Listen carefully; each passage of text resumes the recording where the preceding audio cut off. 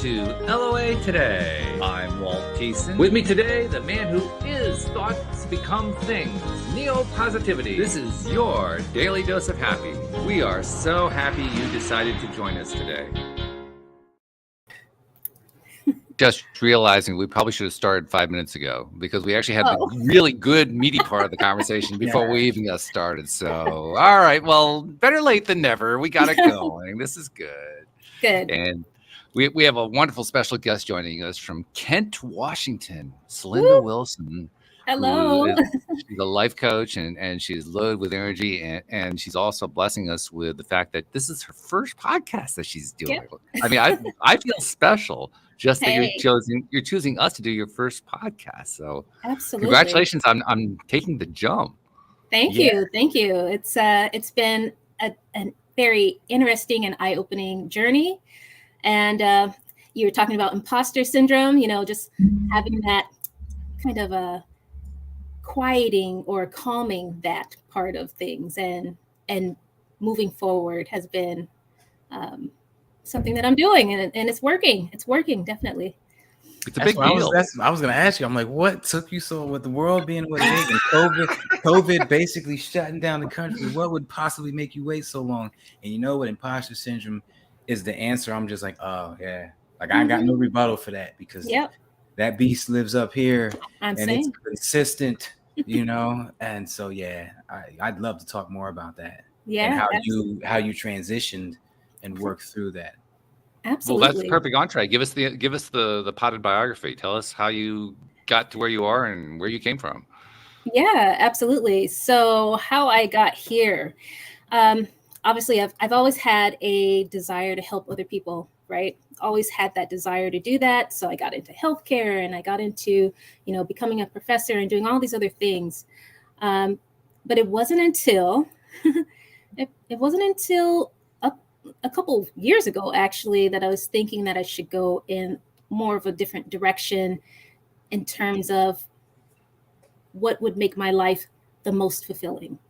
And for me, that is being able to help other people solve their problems. I love to do it. It's something that's easy for me, or it comes easy to me.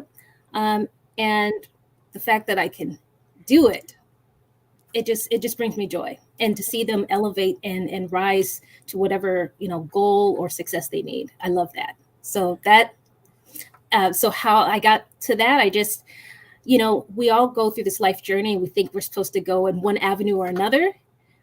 So for a minute, I thought I was supposed to be veering off to business consulting, which I am a business consultant as well. But I realized that I really should be going full-fledged with what I really enjoy doing, which is being able to share knowledge and wisdom and help people in this way. So that's great when you find your passion like that. Delicious. Yeah, it is. Yeah. So. I just wanted to say because I used to be a police officer, and helping people has always been my thing. Always, my whole life. I've always that kindergarten counselor, talking people. I've always been the one people come to with their secrets and good at keeping them and good at giving advice. And so, being a cop and helping people on a daily basis, like saving lives, it felt good, but I knew something was missing.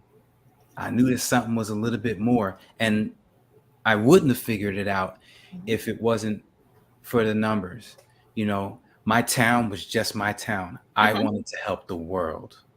I wanted to help 9 billion people as opposed to the 80,000 people in Camden City, New Jersey. And that's what really made me open up my mind to the possibility of doing something else in my life. So finding what you love is great. Like you want to be a doctor, that's great. But you don't want to be a gastro if you were meant to be a podiatrist. So narrow down. I love how you did that. Yeah. Everything's a process. People will reach that point when it's their time, right? Or when it aligns, I believe. So I was going to ask, was it like a super courageous jump transition, or was it something you were able to do easily? It was a courageous jump. So, for example, I went straight from teaching as a professor. I was teaching people how to become medical assistants. And then I decided that I wanted to go full-fledged as a business person, have my own business. So I stopped that in June of 2022 and started my business, but very slowly. And I, like I said, I went into a different avenue, the business consulting, but then was like, you know what? No, there's, what is it that I really enjoy doing? I listen to a lot of self-help tapes and things like that, but like, what is it that I really want to be doing? It's like, oh, I give great advice nearly like all the time, right? Like the best in. Go ahead. You could go ahead. You can I do. I give great advice. More in a little bit. We gotta do it.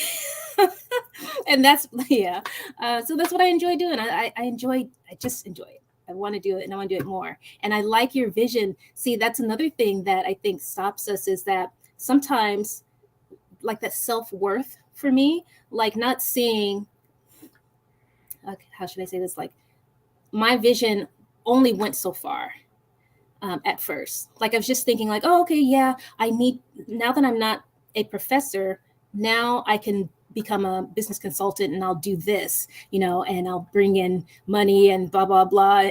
But it still wasn't hitting home that I needed to do something else until it did. And that's where I'm at. That's where I'm at. I want to do just a quick aside. One of our listeners in the live stream, Jeffrey, is from Lusaka, and I'm not sure exactly where that is. Yeah, but I know he's from the Northwest. So that's in the Northwest? Yeah. Hello, Lusaka. Hello. I have no idea how far it is from Kent, but hey, you're in the same state. That's something, right? Yeah. Lusaka is the capital of Zambia. Oh. Or Zambai. I'm maybe saying it wrong.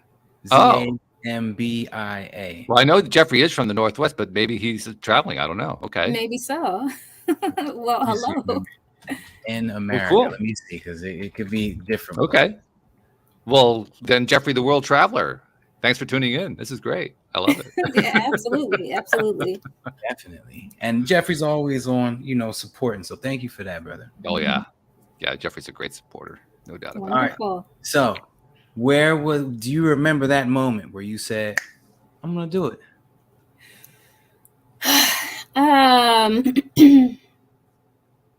Do I remember the moment?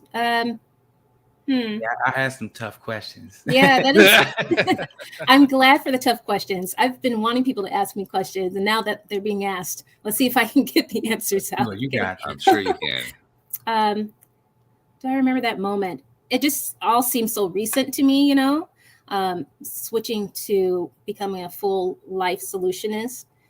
So that that could have been the last couple of months, just really getting that together. I've been working diligently, piecing things together and really trying to figure out and be sure of what it is I want to present to people. And so I want to make sure that in everything that I do, that I'm really giving who I am. And that is to show caring and nurturing and all those type of things. And to show people also that I'm human too. So I don't believe that once you reach certain levels in your, life journey that you're necessarily better or anything like that. But I forgot where I was going with that. So the only better is when you're better than the previous version of yourself. I'm saying, and every day. Comparing yourself to other people is a losing battle because there's always someone out there. I'm saying. With the exception of Mike Tyson in his prime, there's always someone out there so just that's my whole thing. It's so funny. Every speech I give, I'm like, yo, this is the biggest speech I've ever given before. Mm-hmm. And people hear me say that and they're like, dude, you always say that. And I had to every time, this has happened to me a lot. People are like, dude, you always say that. And we sit back and I'm like, when you think about it, this is the biggest speech I've ever given before because it's constantly growing. I'm in a new arena. Right. I'm in something new. And so it's the law of attraction of me keep on saying it. But I love that. Mm-hmm. I love that I'm not going backwards. It's always a little bit more important because this CEO is there who has these opportunities, or this group of kids is there, and I've been meaning to get at that group for a while because of what's been going on around them, in the hood or whatever the situation. So I love that. Always progress and always try to outdo yourself from yesterday. It's like you don't want to use the competitive nature on other people at all, but you want to use it on yourself every day. Every single day. And I love it. And I agree with everything that you're saying like that. Every day. So I mean, I've got my affirmations. As soon as you said that word, I got my vision board, His face lit up as soon as you said the word affirmations, because you just hit the magic button with that one. Oh yeah. I got my number cards there. I use all the tools I possibly can to keep me encouraged. Motivation is fleeting. So sometimes there might be those days where I'm like, oh man, I just really want to, sit down. But I'm like, you only got a couple more things to do. Go ahead, Celinda. I am my biggest coach, and I've always been my biggest coach all of my life. And that's also something I want to show people that they can do, because I don't know if they really think about, do you guys? Well, I'm sure you must coach yourselves. Yes, you just said you do. So, but I don't come across a lot of people that say that they do. They're like, oh, self-coach. Maybe because it seems weird to be like, hey, Celinda, go, come on, girl, you got it. You got to do. But I'm a fan of high-fiving myself, the imagination version of myself. I'm a super fan of it. In my trailer, there's a rubber glove hanging from the ceiling that I high-five to have a physical aspect to it. But circling back to imposter syndrome, that's my self-coach. Because in football, there was that coach that was inspiring, and there was that coach that was telling you you're a piece of crap, like the police academy. Instead of football, I'll use the police academy instead. You got the one drill sergeant who makes you feel like you can get up that wall. And then you got the other drill sergeant that's telling you you're a piece of doo-doo and you can't get up that wall. And imposter syndrome is that mental coach for me. It has been that mental coach for me. And that I've been able to appreciate the ego and the egoic voice that says you can't and you won't. Because when it says that, I'm like, oh, I can't. Oh, okay. Wait and see. And that pushes me further. That pushes me to get off the sofa when I'm tired. Or hungover, or whatever the situation is. I got to get to those emails. That's that voice. So in the spirit of self-coaching, I just want to raise awareness to that negative voice can also be a coach if you see it that way. It's all about perception. Definitely in other aspects of my life. Definitely, I've seen it as a self-coach. For my biggest thing right now is just, that voice that tells you, oh, people may not want to hear what you have to say. That used to be, that's the negative self-coach there. That's that one, like, oh, they probably don't want to hear what you have to say. Are you sure you said that right? Are you, that type of thing? Because that's how I grew up. I grew up as a perfectionist, right? And which is another way of saying you grew up the way I did, beating yourself up every other day. Yeah. I'm saying, and being hyper self-aware. There's, but now it's not as strong as it used to be. Definitely. It's almost like having a faded picture. So it's there, but it doesn't stop me. And that's the great thing. I can see it and say, okay, I know I need to keep going. We're touching on something really important too. So, excuse me, Neil, just something I want to throw in here. There's something really important that's coming through on this, which is looking at and knowing yourself well enough to know what drives you and what repels you. For Neo, when he was describing how that voice motivates him. He knows himself well enough to know when he gets that voice, like, okay, we're getting it on now. Let's go. Now somebody else could have a completely different reaction to that. It just depends on how you are with yourself, what your knowledge is of yourself. And that's, to me, that's the core of what we're talking about here. How well do you know, even the imposter syndrome thing, that's still, how well do you know yourself? Exactly. I just think I have a problem with authority. And that voice, because of its consistency, I guess it has an authoritative role in my mind. So if you tell me no, I'm not accepting that. But I wanted to say this. Growing up, because you said you had that perfectionist in you. Growing up, I didn't have that, I always thought my dad wanted, because I was raised by just my dad, I always thought that he wanted me to have A's. Okay. And I couldn't get A's. Okay. I was, I had the slight dyslexia. I don't know, I've never been diagnosed, but I still think I have dyslexia. I couldn't get those A's. So even when I got a B, I felt like it wasn't good enough, even though I wasn't getting in trouble for it. And so it kind of instilled something in me that I'm still battling today, which is the reason why I wanted to segue into this next part. Before we got on the show, everybody, Walt said that this is her first podcast. Yeah. Like, ever. And I was like, oh my goodness, with social media being what it is. And, COVID came and made everybody sit down. And that's when podcasts really exploded. How is this your first one? And her answer was basically imposter syndrome. And I'm like, well, I got no rebuttal for that. Like, I got that thing will knock you down. I'm saying. So I the biggest part I want to get is how techniques that you used to get over that hump. Because I think that's so important for everybody, is to have as many of these tools on our tool belt as we can have. Yeah. One of the first tools that I've used is, so anytime that I have negative self-talk about me, I replace it with something positive. So something that you were just saying earlier, replace it with something positive, and immediately, because I know that I know what it is, right? So I just replace it with something positive. Oh, nobody wants to hear what you have to say, Celinda. But I have some really great things to say, and somebody does want to hear it, and I'll do that. I mean, maybe not out loud, but I understand that for myself. So that's one technique. If you have negative thought, replace it with something positive.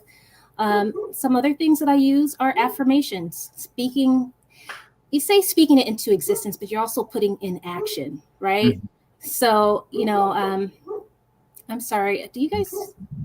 Yeah, I hear it. Dogs. I'm so sorry. Should I? No, keep going. Okay. We've had much worse, let me tell you. Yeah. I was just thinking they weren't going to be doing that, but this is just part of the ambiance of LOA today. We have kids photobombing the video. We have lightning storms. We got people being knocked off. We have all kinds of stuff that happens. If my son's here, he comes in at 4:59. Oh, he'll come in right at the end of the show. I mean, like right on time. Oh, okay. Well, then that's great. Yeah, so negative self-talk and replacing it with positive.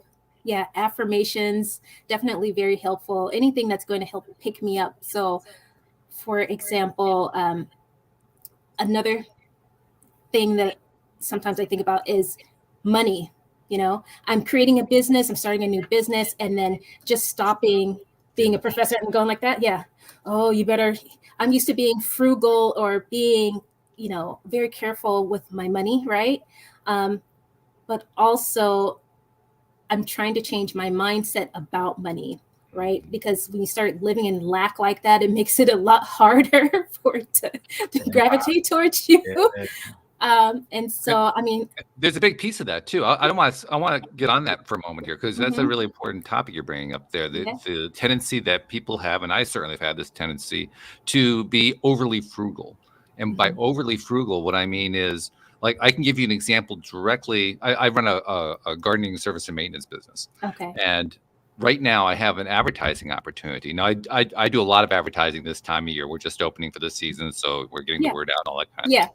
But I have this one advertising opportunity, and you can, price-wise, compared to the others, it's really expensive compared to the others. And there's a 5-month commitment on it. It's not like, try it for a month or two and see if you like it. It's, minimum 5 months. So you're spending, I think it's like a $2,500 investment for this little thing that circulates in the area.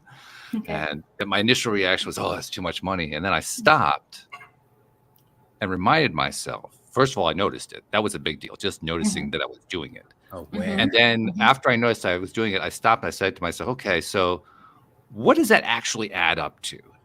Well, what it adds up to is, if we get one good-sized job, that pays for all 5 months. So if we get 2 good-sized jobs, we just won. Yeah. And that's how I turned it around in my mind. But up until that moment, I was scared to death of that money. Yeah. You already won, because these are first world problems.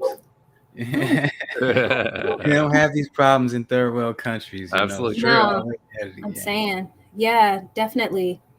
It's you got to jump on top of that. You got to jump, but wrapping, like putting everything both of you guys said into perspective. You got the affirmations, you've got the changing the wording, and you've got all this stuff on your bat belt.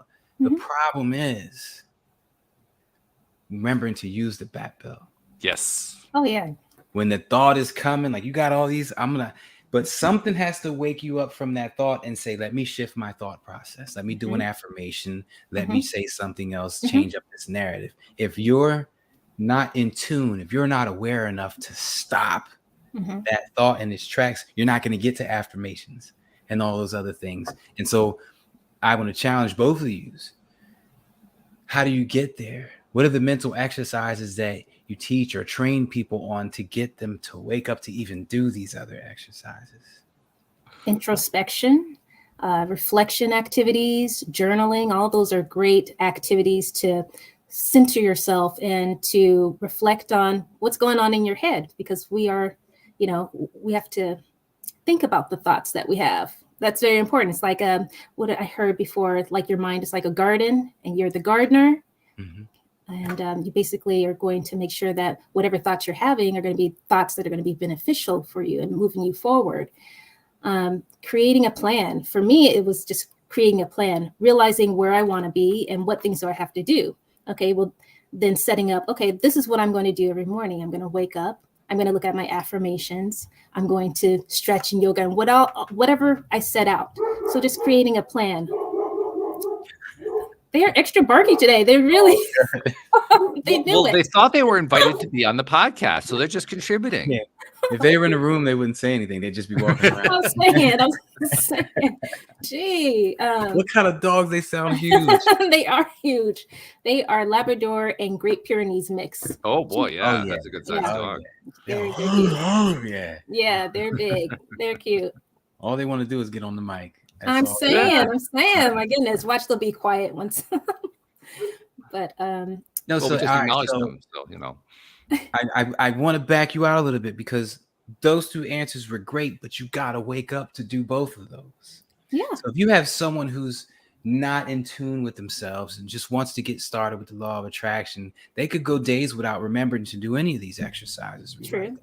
So you got to have something, and this is something I'm still working on too. But one of the first things I coach people on is practicing waking up. That's it. I want you to wake up as many times as you can today and tell me how many you did, and then do it tomorrow and tell me how many you did tomorrow. And I usually get an answer like 4 or 5 on day 1 and 1 or 2 on day 2, because it's starting to fade. It's starting to fade away that fast because it's something they're not used to doing. And it's difficult to remember to do these things with the rat race of life. But the more you do this, the better you get at it. The brain is a muscle, has muscle memory. Your brain will start to wake you up throughout the day. And then that's when you start to implement all these other exercises that we were just talking about. So practicing waking up to me is like one of the most critical things you can do. Otherwise, all these mental exercises you got written down, they're not even getting done. And if you have a spouse that can remind you, accountability partner, you remind each other.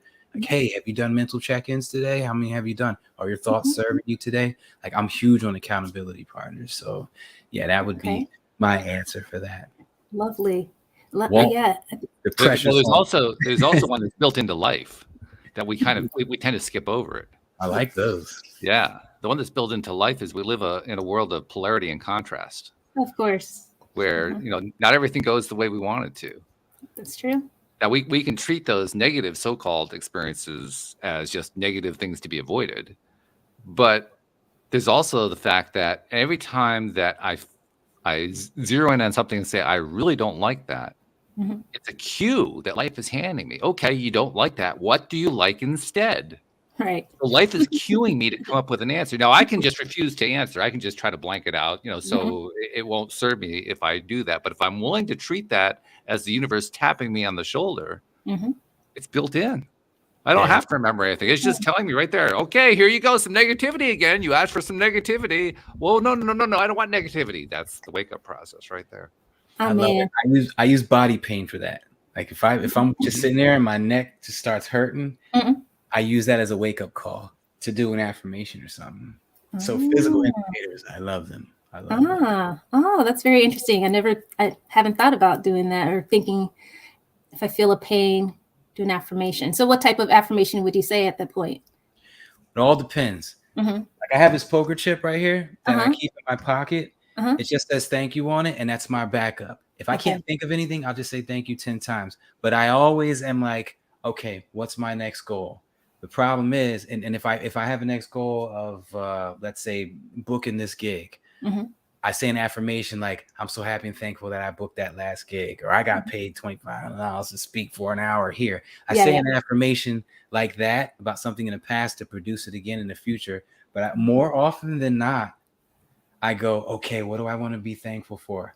Is it this? Is it that? Is it that? Mm-hmm. Is it that? Oh no, I got to get milk on the way home, and I'm gone. I didn't forgot to do the whole exercise, and so that's the problem. That's when you just revert back to thank you, as opposed to looking for that thing. If you can't find it in 3 seconds, just say thank you 10 times. So that's or yes, yes 10 times. That's a great go-to. By the way, there's also an ancillary thing that goes along with the thing I mentioned before, where the universe, sends you signals based on what you don't like, and it's your opportunity to notice it. That is, the universe is persistent.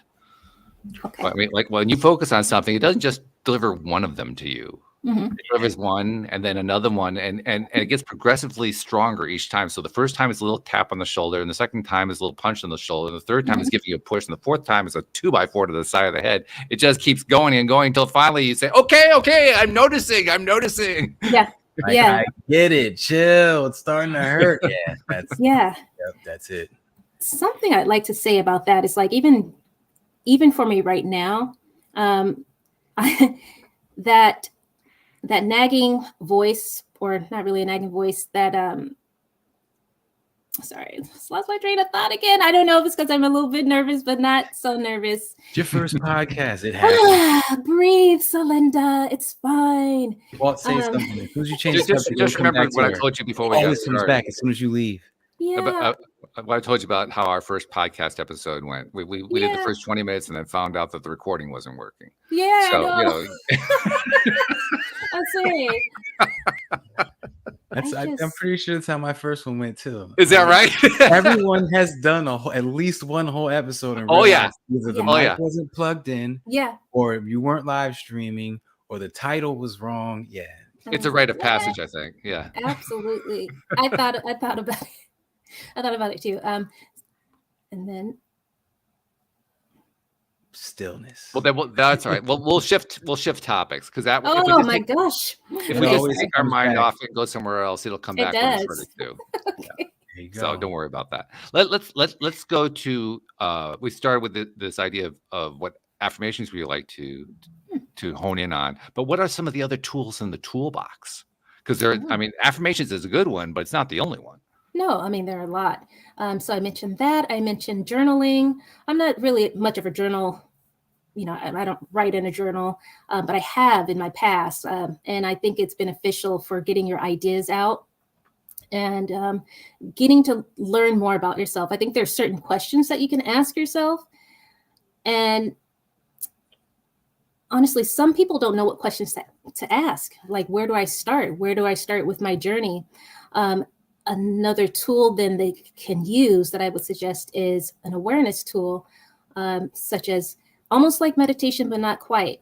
You're basically, I would tell them to, find a nice, comfortable, sitting spot and to close their eyes and just breathe, right? They can do deep breaths or they can breathe regularly.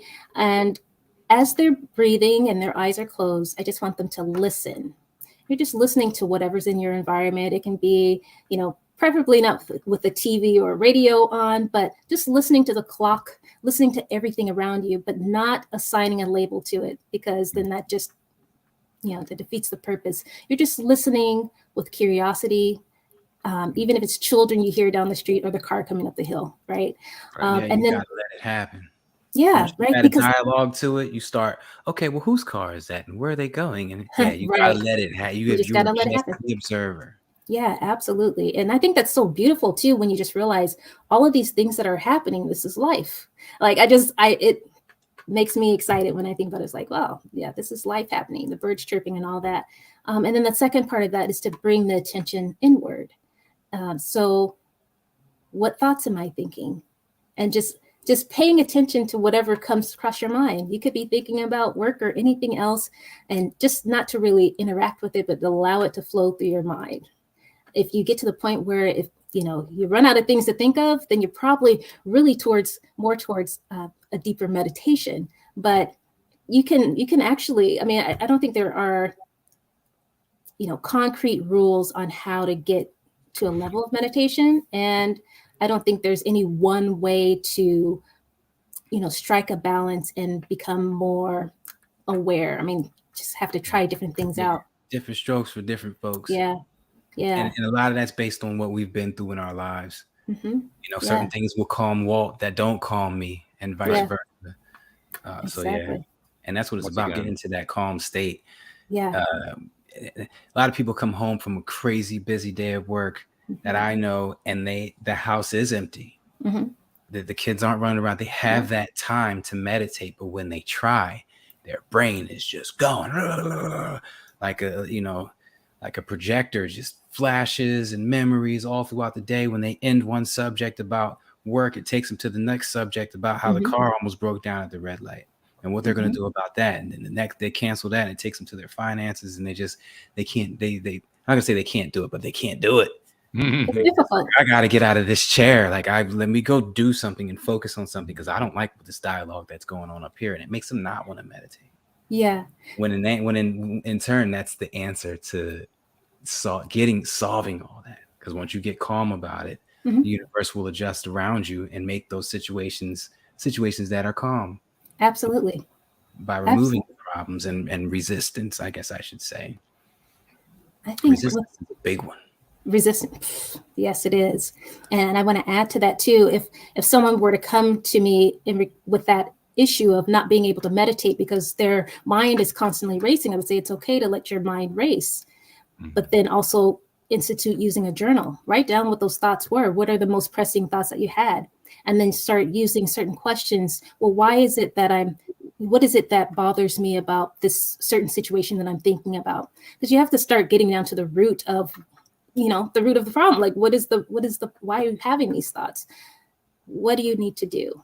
It's really just asking yourself, what do I need to do to make this better for myself? That's what I do. Is what do I need to do to make this better for myself? And it could be anything like, okay, well, maybe I could think about it in a different way. Maybe I'm not, it could be anything, really, really. And then, coming into that situation, a lot of people are upset and mad that their mind is racing. Yeah. And it's like, that's what it's been doing for 45 years now. Yeah. You expect it to just stop? It's like shooting a BB gun at a freight train. You're not even going to come close to stopping it right now. So don't be mad at it for doing what it's doing. Just like don't be mad at the ego for shooting you down and kicking in your thoughts and kicking in your negative, throwing negative connotations at you. The ego has kept you alive. Yeah. Its paranoia has kept you from trying to hurry up and make a left at the yellow light. Yeah.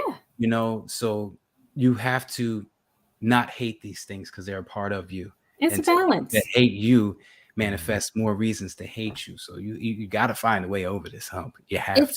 It's not even getting over the hump. It's part of the process. That's totally normal. When I first started meditating, my brain was racing with all sorts of thoughts, whether they were positive or negative. It was just going, right? But it's about being able to control your mind at some point, right? And that just takes time. So it's not something that happens overnight. It just takes time. And when people understand that, I think, and when they know it's okay that your mind was racing this time, maybe it's been racing for the past 30 days that you've tried to meditate, every single time it's been racing, but you'll probably notice that you're able to control it a little bit more and a little bit more. So it's just that muscle memory. Yeah. I want to give you a secret. Yeah. It's a little tip I got. Okay. I first saw the movie The Secret March 10th, I think it was, March 11th of 2008. And I knew immediately that I was going to have to learn how to meditate because I had to get this under wraps in order to get this under wraps. Okay. And so I tried, and I would sit there like, why is there so many thoughts? Mind you, I'm a police officer in the most dangerous city in America. I'm on a SWAT team, foot chase, car chase every day, guns, all kind every day. So my mind is just going a mile a minute. And I'm like, why? Stop. Why is it done? So I never forget on day 16, Mhm. something clicked in my head, Mhm. and I went back to the movie The Secret when the guy said, "I'm so happy and thankful that," and I said, Mhm. you know what? Let me use that. I'm so happy and thankful that I'm good at meditating. I'm so happy and thankful that I enjoy meditating. Mhm. And I got real, like, borderline obsessed with using that affirmation with Mhm. meditation. And literally that next day, it was it. Meditation has been one of my favorite things to do in life since the next day after I implemented that. And that's why I've always said that is my greatest cheat sheet to everything. Anything you want in life, just picture you already have it and just Mhm. add, I'm so thankful. I'm so happy and thankful that I have, and you're there. So that is a Absolutely. huge one. You please use that for your clients.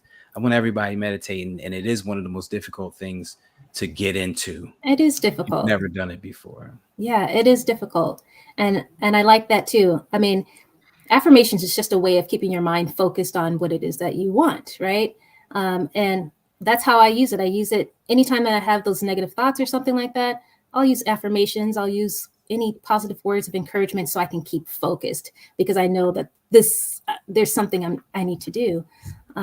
Even people trinkets and charms. If people have assigned certain meanings to them, it actually can help boost that positivity for them. For example, I have these beckoning cats over here, the cats with the paw up like this, and it symbolizes money flows in, right?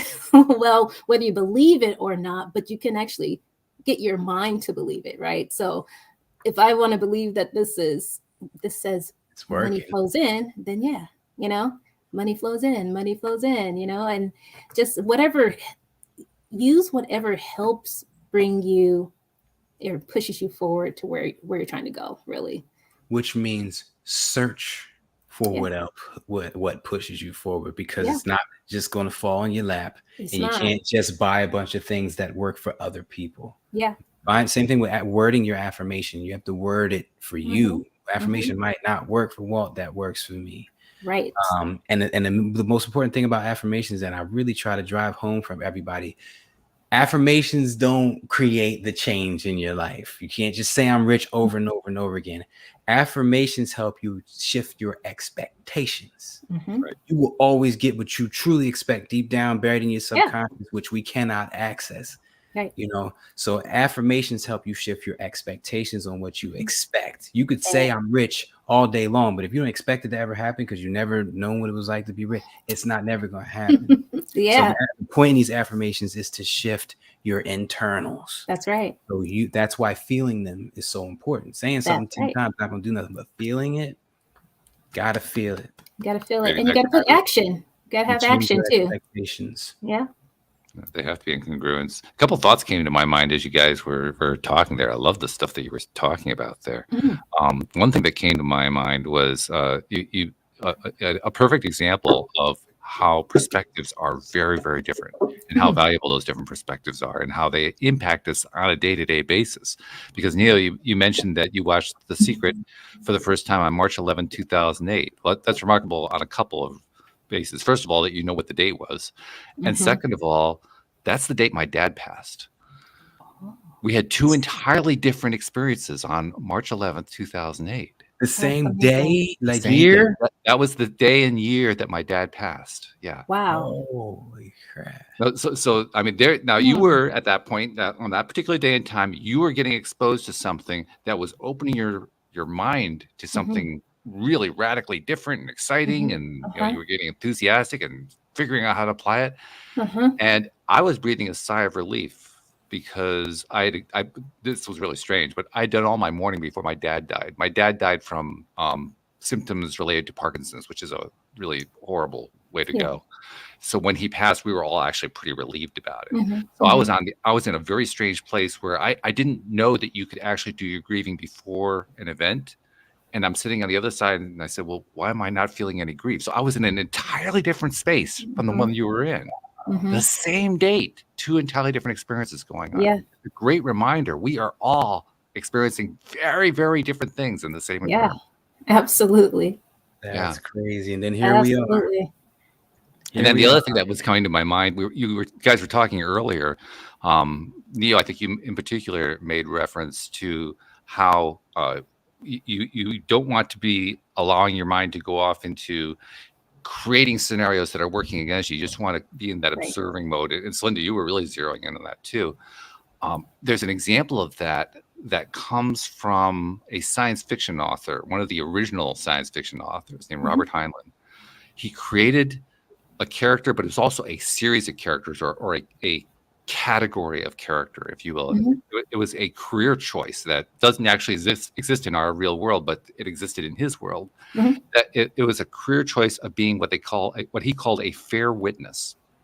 Okay. A fair witness is somebody who is usually hired as an expert witness in a criminal trial or something like that. But it could be also in a corporate negotiation, or it could be in almost any kind of situation where there needs to be some kind of a neutral observer kind of a thing.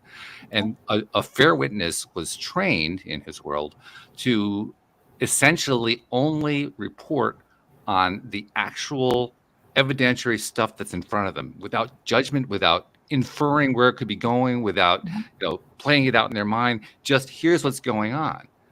And it created a very interesting kind of character, because when somebody who was a fair witness was a character participating in a dialogue or in an experience or an event that was going on, and they were doing it cloaked, meaning they would wear a cloak that would be, this is where I'm playing my fair witness role. They'd be asked a question about what was going on behind the scenes, and they'd stop and they'd say, I don't know what was going on behind the scenes. I can't answer that. I can only tell you what was going on in front of the scenes. That ties in directly. Well, it's literally just being willing to say, I don't know what's over there. I'm not going to project. I'm not going to think about it. I'm not going to try to create something. This is all I can see is what's going on right now in front of me. And I can't give testimony to anything else. You know what's crazy? As you talk, I'm just thinking that would be extremely hard to do. Yeah. And then when I think about meditating, it's extremely hard to do sometimes. So, because you really put that in perspective with that. Well, that's what was coming to me when you guys were talking. I said, my God, it's right out of a Heinlein novel. Because in essence, that's what a jury is supposed to do. Yeah, true. Not care about anything. This guy could have been a serial killer. You're not supposed to take that into account. Nothing before what happened with this incident. Right. You're supposed to just look at the facts. And you're sitting there and you're trying to meditate, and you're looking at those thoughts coming at you like, that's just what's happening, with no judgment. Because as people, we judge. You see a chair, you're like, I fell in a chair like that once. You just walk into the room and you start judging things like, is that water cold or is it lukewarm? How long has it been on the counter? You just start judging things in accordance with how you like things. And so when you see these scenarios, important scenarios about your life, your inner life that no one else even knows about, your thoughts, it's hard to not latch on to them and give some kind of answer, some kind of commentary. But that's what's necessary. Well, in what you just said, you actually took two pieces of one of my most recent favorite phrases and kind of separated them, but they're all part of the same thought. It was a phrase that was popularized in the Apple TV series Ted Lasso. Excuse me. The phrase is, be curious, not judgmental. Basically saying, any of those situations where you want to be judgmental, turn off the judgmentalism. Just be curious. What can you learn about what's going on? I think about that with introspection. Like, you're not, when you start thinking about the thoughts that you have, or behaviors or characteristics or anything about you, it's not to beat yourself up. You're looking into yourself with curiosity as a learner, so that you can learn how to recognize what things that need to be changed or whatever, right? So definitely, I agree. You pose a good point right there, because in meditation, I don't want anybody to go into meditation thinking they just have to be still for 30 minutes. You could shoo away 20 thoughts, and then one, you can ask the question, like you said, curious, why did I think that just now? And then explore it. There's nothing wrong with that. It's not only is there nothing wrong with that, but you're going to learn something. That's a good idea. You're going to learn something that no one outside of you could have taught you. No book, no teacher, your spouse, no one could have taught you that but you and that internal greater you. So and do be curious and entertain some of these ideas. Some of them are stupid, like I got to get eggs on my way home. But if you think about your neighbor and you're like, oh man, he got that Lexus and I'm driving a, then you stop and entertain that. Why am I upset about him having a Lexus? He didn't do nothing. That's right. That's what you do. You know, do I need a Lexus? If I went to the dealership, I wouldn't even buy a Lexus. If I had the amount of money that it took to get a Lexus, I would get something else. You know, and so you start to, and then you no longer start to think things like that before. And if not for nothing, if you don't learn anything about yourself, you don't care about that Lexus no more. So when he drives home every day, it's a little bit less animosity, jealousy, feeling of lack. So yeah, get into it. I love how you said that. Get curious with some of these thoughts and ask yourself, why am I even thinking that? And you'll get some funny answers. Yeah. You'll be like, yo, I'm silly. Why I be thinking stuff like that? So yeah, it's all around and great practice. There's so many things you can do with it. Great practice. You said it. So I mean, people could just start off with doing that exercise, which I just call self-reflection. I reflect on my day. How did I do today? How was my interaction with people today? That's a great way to learn about yourself too. Just review your day. How was it? What were the pain points? If there were pain points, why were they pain points? And working through that. I mean, it's a great way to get to know yourself. Definitely. I've come up with my next 5 reels off of this episode. Did you? Yes. That's good. Neo is well known for taking notes on everything, including all these episodes that he does, all the summits that he does, everything he participates in. He's like the consummate note taker. Wonderful. Oddly enough, most of the episodes this year, I wasn't taking notes. I was just engulfed in the conversation. But I guess our talk today was just so good that I know these are things that people need to hear. Like everybody needs to hear all the episodes we say, but certain things like that whole jealousy thing I wrote that down. I need to do a reel about that, and not the jealousy aspect of it, but the whole meditation and ask a question. Like, why did I think, and be loose with it. Don't be, I'm going to have no thoughts for the next 30 minutes. No, be loose with it. Be okay with it. And if the thoughts are coming 60,000, they're just coming at you constantly. Don't be upset with it. Give yourself a time limit. Just what's happening. You can't become a monk guru overnight. It's just not going to happen. So plus, I'm pointing to something really important. The purpose of meditation is to get to know yourself. Yeah. I didn't even know that. I've been meditating for years. I mean, most people will say it's because you're supposed to quiet your mind, but really that's just another way of saying getting to know yourself because you're trying to reconnect. Introspection. Absolutely. I never even thought about that. Absolutely. I've always thought it was just to practice quieting your mind so that in the daytime or in a critical incident, you're better at being able to quiet your mind and get to that peaceful state, which opens up your mind to suggestions and stuff. But yeah, I never even looked at it like that. Yeah, because you ask the question to be curious. You ask the question, well, why do I need to quiet my mind? Mm-hmm. And the answer is you're basically trying to strengthen that internal connection, get to know yourself better, get into alignment with yourself, with your inner child, your inner being. Yeah, absolutely. And that makes me think of balance as well. I mean, I think people think that there's one way to be balanced, but balance is going to be different for every single person, right? Balanced for me might be working 12-hour shift and doing this, and that. That might be balanced for me, but what's balanced for you might be, meditating 3 times a day. And, so everybody being able to find their own balance. And how you do that? Meditate, ask yourself questions, be your own, I don't want to say be your own therapist, but you can ask your own questions and get to the root of it. Oh yeah. If you get quiet and you ask a question and wait and then listen for the answer and you're able to distinguish your answer from the universe's answers, from the ego's answer, you will get so much more. Most of the information I've gotten was from that. Most of my mental exercises, I didn't get them from books. I got them from asking questions and getting solid answers that just made sense. Yeah. And I don't take credit for none of that. I'm not smart enough to come up with some of the stuff that comes to me. That's somewhere else. And, recognizing that is another thing too. Your connection with source and that the information is readily available to you at all times. I don't believe in writer's block. I can't. I don't. It just doesn't make sense to me. I've never been able to not tap in. Yeah.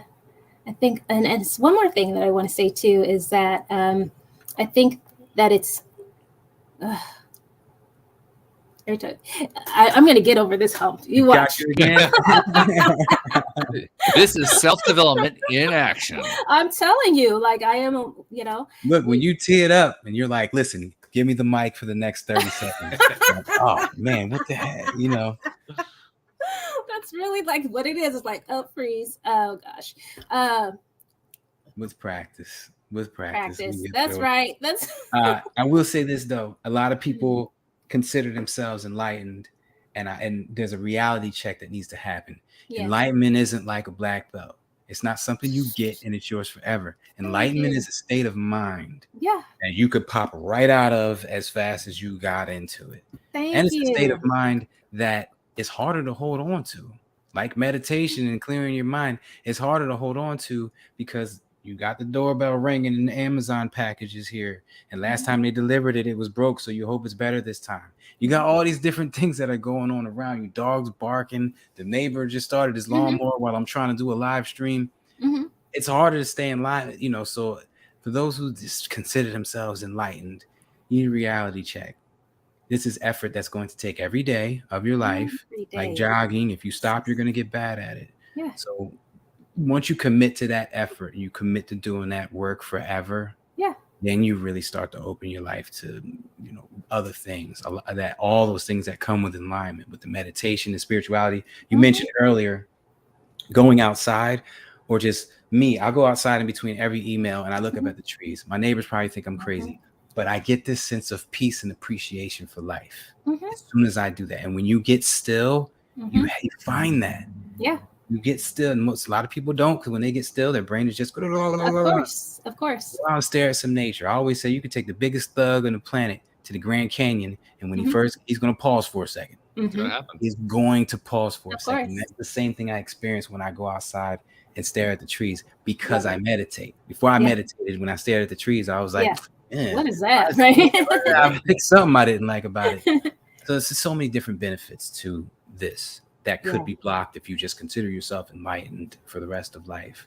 Like, nah, this is a work in progress. Keep going. Yeah, because I think there's a misconception that enlightenment, once you're there, you're at the top and you get, you know. Then you're looking down on other people who aren't enlightened. Nah, no. It's a state of mind. Still human. Still human. You're still going to have things, but it's just how you are able to think about them. There's a couple thoughts I want to bring together that you expressed, Celinda. You were talking a few moments ago about journaling and the power of journaling. Yeah. And you were also talking about the importance of that ability that we all have to be self-therapeutic. And I combine the two together because, like you mentioned earlier, you're not really a big fan of doing a lot of journaling. I was never, for the longest time, much into journaling, until one time I got involved in a self-development thing called the TIA Boot Camp, which listeners know about. And in the TIA Boot Camp, you are expected to do some journaling. So okay, I'll do some journaling, and it was a real trial and so forth. But one of the things that they want you to do in that boot camp is to dig into what they call transgressors, things from your earliest years that have carried on and affected you in a negative way throughout your life, and to work through them. Let me tell you, journaling, that's the one real value I found for journaling for me, is using it to do that self-therapy, to just dig right into that stuff and express it, get it all out. There's nothing like getting all that on paper, because when you do, it becomes clear in a way that it was never clear before. And then when you look back, do you ever look back at those journals? You ever look back at your journal to see not where you often, were? Actually. No. I have it on occasion, but it's not a normal thing. For me, it's more like once I get it expressed that way and I have the clarity, I don't need to look back because I have the clarity. No, you definitely don't need to look back. But sometimes it's interesting to look back and say, wow, I can see the pattern, or can see the steps that I've taken to get where I am. I mean, you don't really need the journal to do that, but it's just sometimes more motivating to see where you've come. It's a great reminder. I didn't journal until I'd say, matter of fact, 65 journal entries is where I'm at with it, and it's I do one each day. It's not so much journaling; it's more lists. I am this, I do that. Life is great. Why do I attract such great people? I forget, lofty questions. It's more like that. But every now and then I do go back to 2 months ago, Mhm. just to see where my head was at. Like, yo, Yeah. what goals did I have? Like, oh my God, I accomplished that. Like, I made, Yeah. So it is dope to go back and like that. see where your head was at, if that's the kind of journal that you were doing. Yeah. Sure. Yeah. Absolutely. And I cycle through these steps. I'll just show you real quick. I cycle through every now and then. I take a cue card and I'll write my best mental exercises on them that I had, whether it be saying I deserve 10 times, but they're constantly upgrading through the books. And this is the whole stack of them right here. But I'll just go back and I'll pull one out, and this will tell me what mental exercises I was working on. What? And I got the date. Like, this is from 11/21/17, November 1st, 2017. And yeah. I like that. I like that idea so much. Another one was an affirmation I was using. Like Jay Khaled, another one. Like, when you get a victory, like another one. That's what you want to manifest in your future. Yeah. Say another one. So another one. Ooh, I love it. That's a great idea. And making energy payments and stuff like that. Yeah. Yeah. So I always look back on these every now and then just to see some old. And I'll see an exercise that I haven't done in 2 years that I'm like, oh, I need to bring that back. Yeah. So it looking back every now and then can be very beneficial. Yeah. I love how you have a nice container just holding all of that there. I should do something like that too. I'm not a journaler, but I definitely would write down on a 3x5 card and then file it away like that and probably use it more. I got to get back into it. It's been a while since I've done that. And I usually just keep it in my pocket. And when I feel it, I'm like, ooh, and I'll do one of the mental exercises. Yeah. On that thing. The same thing I use the poker chip for. I just feel it, remember it's there, and do an exercise. I love it. Wow. As usual, we're having one of these discussions where the energy just flows, and that's exactly what's been happening here. The energy has just been flowing, and it's been flowing right off the clock because we're almost done with the hour. But we can't finish the hour because we have to do a couple things. First of all, for somebody who wants to work with Celinda Wilson, they like what they're hearing. They think this is somebody I think I could see myself working with as a coach. How do they find you? How do they reach out to you? Yes, so you can find me, you can email me at clarity@celindawilson.com. So just how it's spelled on the screen there. So clarity@celindawilson.com. You can also call me. My business phone is 253-951-9417. Okay. And you can also reach me through my website, which is just www.celindawilson.com. So there's a lot of ways to get a hold of me, and I'm happy to reach out or speak to anybody who wants to talk to me. I love that email address, clarity@celindawilson.com. Dang. Absolutely. I think everyone should have an email address that's just their name. Yeah. Everyone, just to say, here I am. This is who I am. Yeah. Everybody should have that. I love it. Yeah, absolutely. TC.com. I'm loving it. I am just loving it. Well, this has been wonderful. One thing that I do need to tell to you, and this is something that I make a regular practice of doing here on the show because I think it's very, very important. But you, like so many people who've come onto the show, you are totally a giver. You just love to give, and you love to help people. Absolutely. And you've given many. You're starting a new path. You're giving through podcasts, but you've also been giving through your teachings because you were a professor for some time, and through your writings and so forth. And there are many people. And her energy. Oh God, yes, no doubt about that. Thanks. But there are many people that you'll never meet and you'll never see who received that and who benefited from it. And like I said, you never heard about it. You never heard from them. Never met them. You never saw them. You don't know. Yeah. I think it's important to recognize that. So on behalf of those people you've never met and you've never seen, thank you for what you've been doing and what you're continuing to do, because it's making a huge difference in this life. Wonderful. Happy to help. Always happy to help. Yeah, that's a great idea. Always happy to help. I love that. Yeah. And I'm always grateful when I get to listen to and talk with my friend Neo, because man, the stuff that comes out of your mouth it's just mind blowing. Yeah. Thank you. Shout out to all first responders and military.